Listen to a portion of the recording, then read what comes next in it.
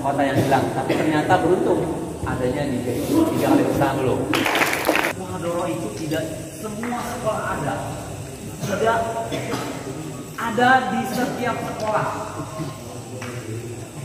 Dia jelaskan Pomodoro itu membentuk saya memiliki 2 kemampuan. Apa itu? Managerial dan leadership. Tepat sekali. Managerial apa? A'udzu billahi minasy syaithanir rajim.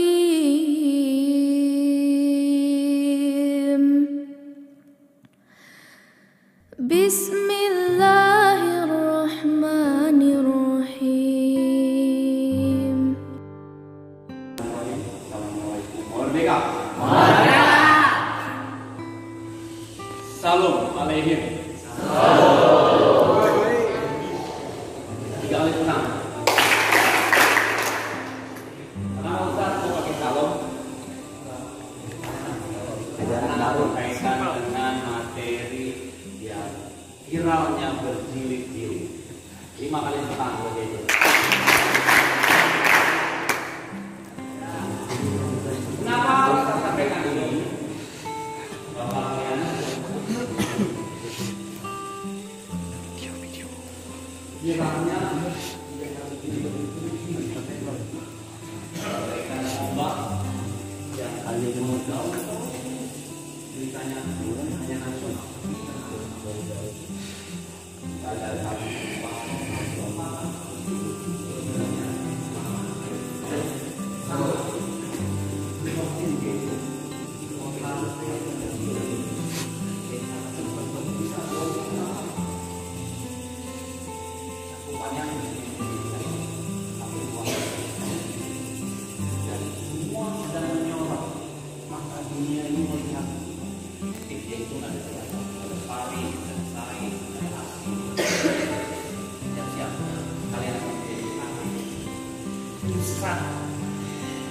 Yang maksudnya apa Ustaz dengan yang hari ini Ustaz akan sampaikan?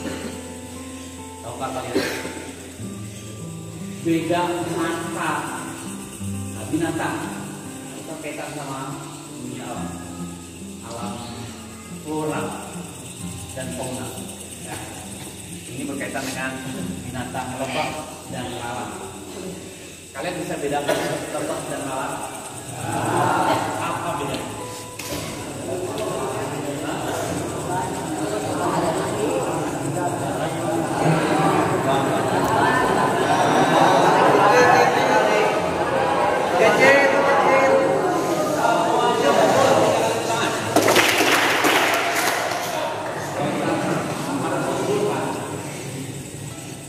Dua binatang ini ada ciri khas, yaitu matanya.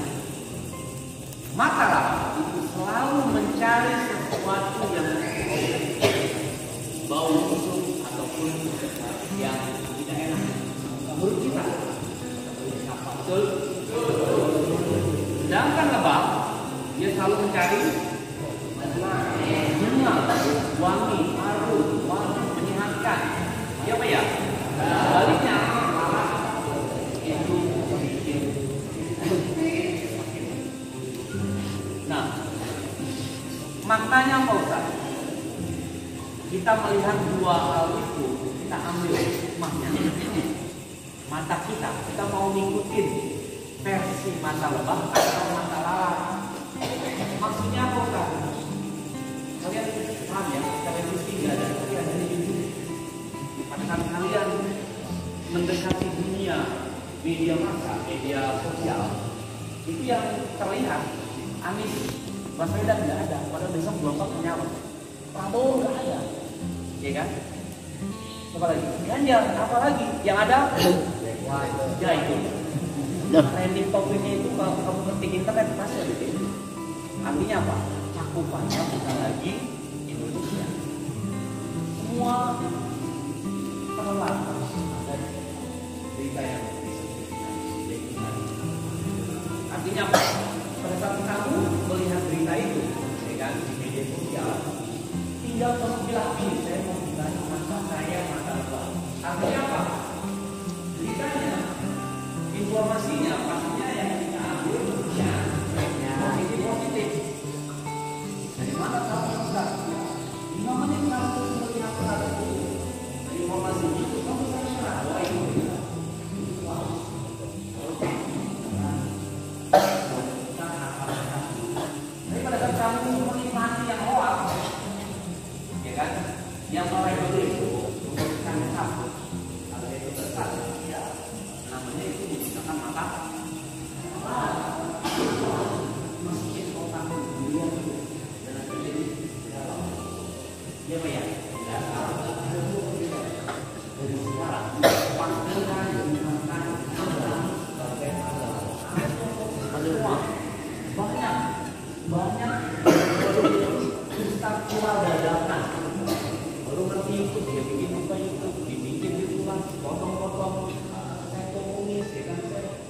besoknya hancur semua. Baru mati itu. Baca Quran nggak jelas, akhirnya dipotong-potong. Banyak atau sedikit? Banyak banget. Dia mau mengambil keuntungan dari informasi yang dilarang. Yang lain kita udah paham. Berarti kita harus saring, kita harus steril dan saring apa yang masuk ke dalam tubuh kita atau mata kita ini. Satu di antaranya berita positif yaitu tentunya bentuk al-zaitun official. Betul? Itu ada. Kalau memang kamu punya internet, maka kamu tonton itu, nikmati itu, serap ke alam bawah sadar, menanam berjuang. Satu di antaranya kita pesan yang terakhir pada saat ada wisuda, ada yang namanya siapa itu? Yang dipanggil wartawan senior, Menteri BUMN, Dahlan Iskan. Tuh, tiga kali terpanggil. Oke, jawab. Kalian tahu Dahlan Iskan siapa? Mantan Menteri BUMN. Ini orang nggak sembarangan. Pernah hampir koma, nyawanya tinggal setengah, diganti hatinya, mereka dibagaikan ambil digolek, ambil hatinya diganti dengan segar.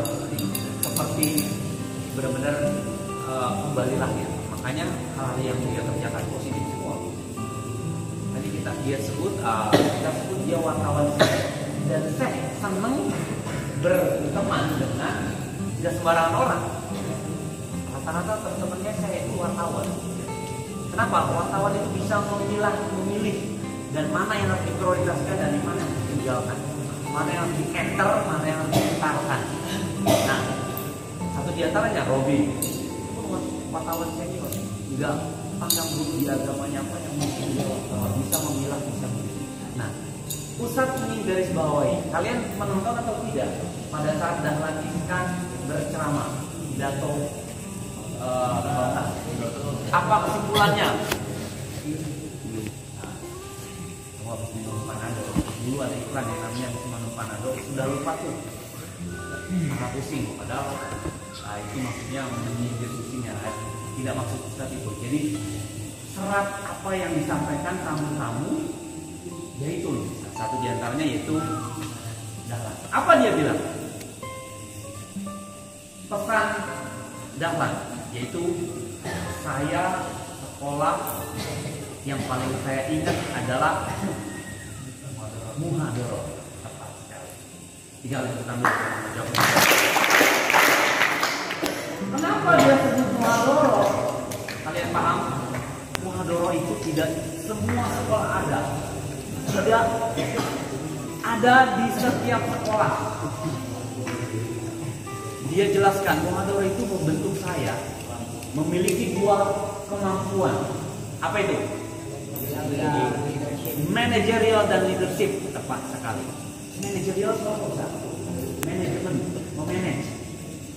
Kamu di kelas, kamu di kamar memanage, ketua kamar, ketua kelas. Itu Muhadharah ya. Jadi ketua Muhadharah mengayomi, membimbing, mengarahkan apa yang harus dikerjakan. Dan managerial dan leadership, kepemimpinan.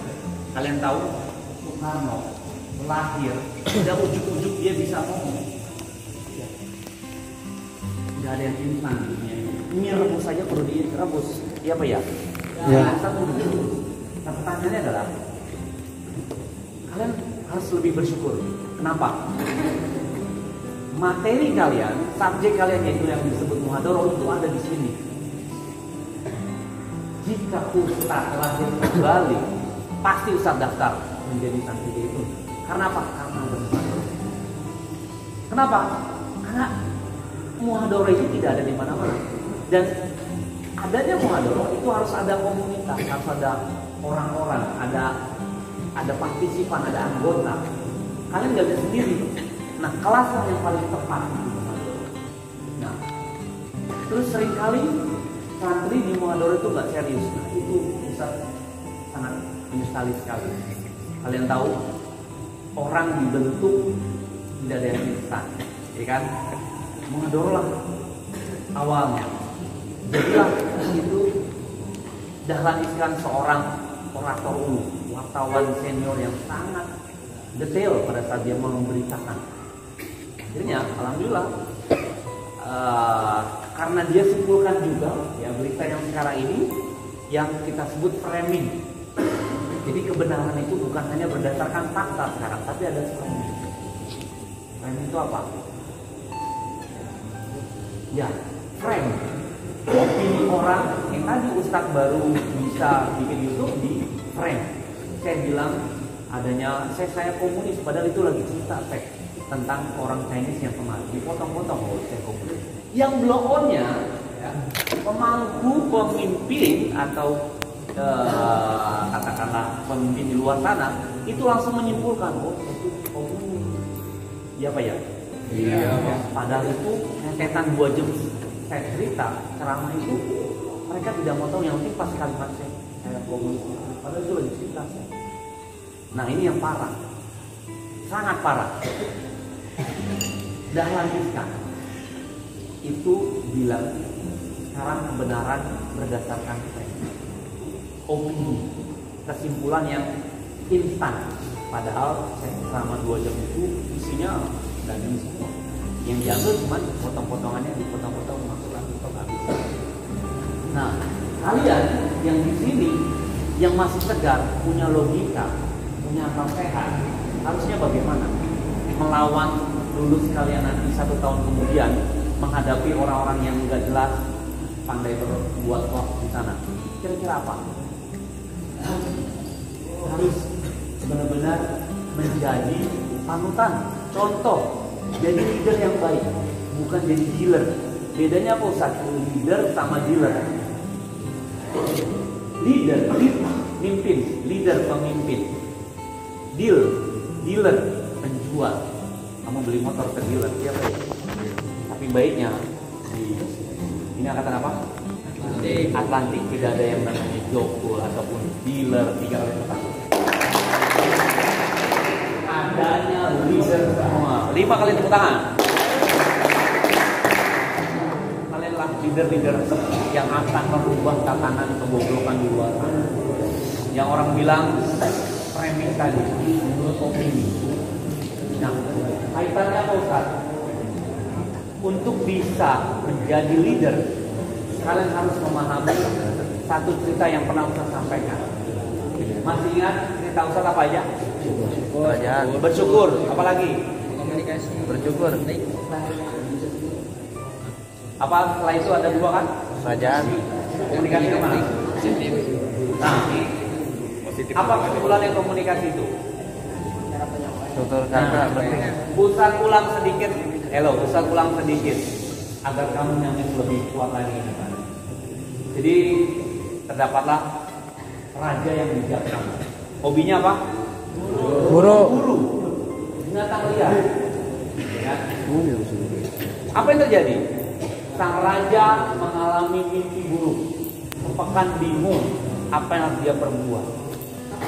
Dipanggillah ahli nujum, tabib, dukun. Cari dukun yang paling baik yang bisa membaca mimpi saya. Dipanggillah dukun. Setelah mendengarkan apa kata si raja, dia bilang apa? Raja akan mendapati kesialan. Kalimat pertamanya adalah raja akan mendapati kesialan. Apa berarti kan?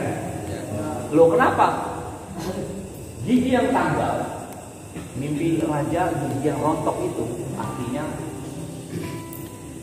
keluarga raja mati semua. Pada saat si ahli nujum atau tabib bercerita langsung di stop. Nggak jelas nih. Kayak pengawal, cambuk ahli nujum ini 10 cambuk dan penjarakan. Apa satu apa? Orang lagi galau dibilang sial, mati semua keluarganya. Iya Pak ya? Nggak puas dipanggil lah ahli nujum yang baru, tabib yang baru. Setelah mendengarkan dengan seksama, dia bilang apa? Masih ingat kalian? Raja adalah orang yang paling beruntung di dunia. Kalimat pertama ini beruntung. Tersenyumlah raja. Kenapa saya bisa beruntung? Raja akan raja akan hidup lebih lama dibanding keluarga raja. Kenapa begitu? Gigi yang copot, gigi yang rontok itu pertanda ada keluarga raja meninggal satu persatu dan hanya raja lah yang hidup lebih lama. Alhamdulillah, kamu memang kami yang baik. Pengawal, beri dia 10 keping emas dan 1 buah rumah mewah. Alhamdulillah. Coba. Tak puaslah raja dipanggil penasehat. Hei penasehat, tolong baca 2 ahli nujum tadi. Bedanya apa? Seperti apa kualitasnya? Dan hati-hati penasehat bilang, maaf raja, 2 penasehat itu memiliki kualitas yang sama. Loh kok gitu? Ya, dia mengartikan sama. Seluruh keluarga baginda raja mati dan hanya raja yang terakhir itu. Betul juga ya kata raja. Lalu bedanya apa? Yang pertama itu straight to the point. Dia mengutarakan tanpa melihat situasi. Dengan siapa dia bicara, bagaimana cara dia menyampaikan, seperti apa efeknya nanti. Tidak, dia tidak memikirkan itu. Tapi yang kedua, dia pikirkan matang-matang, lalu dia sampaikan. Dia tahu bicara dengan siapa dia dan bagaimana dia cara menyampaikan. Betul? Betul. Gara-gara satu kalimat yang salah, efeknya fatal. Lalu poinnya apa Ustaz? Kesimpulannya Ustaz sampaikan lagi. Dalam kehidupan hidup manusia ada 2 pola komunikasi. Yang pertama pola komunikasi positif dan yang kedua pola komunikasi negatif. Pola itu maksudnya apa Ustaz? Pola berpola. Pada saat intinya apa? Pada saat kamu menerapkan pola komunikasi negatif, siap-siap akan ada huru-hara, gontok-gontokan, tidak percaya, saling fitnah, pembuatan hoax dan akhirnya berantakan, cerai berai. Pada saat kamu menerapkan pola positif, komunikasi positif, akan ada kerjasama, toleransi, lebih rukun, ada delegasi, lebih utuh, lebih bahagia. Jadilah toleransi. Ya Pak ya? Ya. So, bagaimana caranya membiasakan atau menggunakan pola komunikasi positif? Efeknya, kalian tahu komunikasi positif akan ada banyak hal hidup yang menarik, yang lebih indah di ke depan. So, bagaimana caranya Ustaz? Apakah bisa ujung-ujung langsung kita bisa menerapkan pola komunikasi positif? Tidak. Dari mana? Dari muhadharah. Kalian diajarkan untuk berpikir kritis, terstruktur, menyampaikan dengan step by step. Kalian tahu? Hello. Komika, sebutin siapa komika?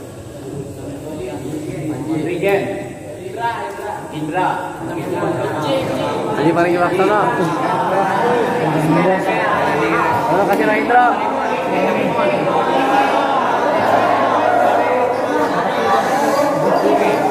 Sekarang sebut yang paling apa?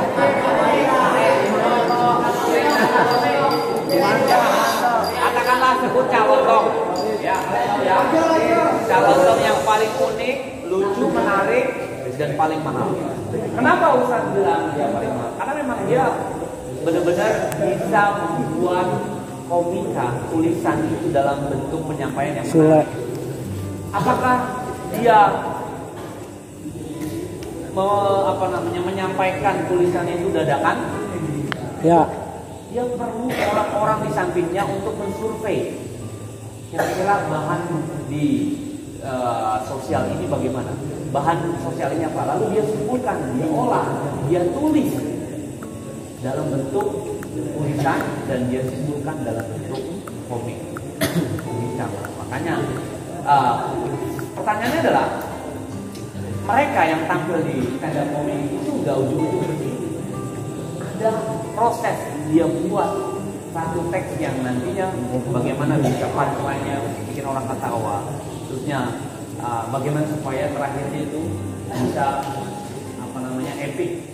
Itu ada jalannya, ada prosesnya. Muhadharah pun begitu. Bagaimana caranya ini sampai materi ini, minimalnya ada referensi ayat, ada referensi hadis, sehingga isinya berbobot. Kalian tahu berapa harga si siapa namanya Cak Wontong, si Panji Pra, Panji ya lagi sana sono itu. Komeng. Itu ngomong 30 menit, 10 menit itu lumayan ratusan juta. Tidak perlu banyak keringat, bikin orang ketawa, dapat duit. Tidak. Sekarang gunakan pola komunikasi muslim dengan cara apa? Melatih, buat survei kata-katanya, dan akhirnya timbulkan jadilah apa storyteller yang baik atau public speaking yang baik. Nah, Ustaz sangat mengapresiasi proses setiap malam Muhadharah diisi dengan public speaking. Sebisa mungkin itu materi minimalnya ada draftnya, minimalnya ada hal yang kamu ingin disampaikan awalannya, isinya apa bentuknya, agar benar-benar epic, apik dan semua sampai materinya ke para pendengar. Nah, itulah pola komunikasi positif. Jadi yang tidak tidak bisa tidak menjadi efek bercerai-berai, permusuhan ataupun jadi fitnah. Itu yang namanya pola komunikasi. Bisa dimengerti? Teruskan yakin. Atlantik bisa. Kenapa? Atlantik ini adalah kota yang hilang. Itu Atlantik ya. Kota yang hilang. Tapi ternyata beruntung adanya di sini. 3 kali kesana dulu. Mereka nggak tahu ternyata adanya di sini. Angkatan Alhamdulillah. Itu aja dari kita. Have a nice day. Merdeka.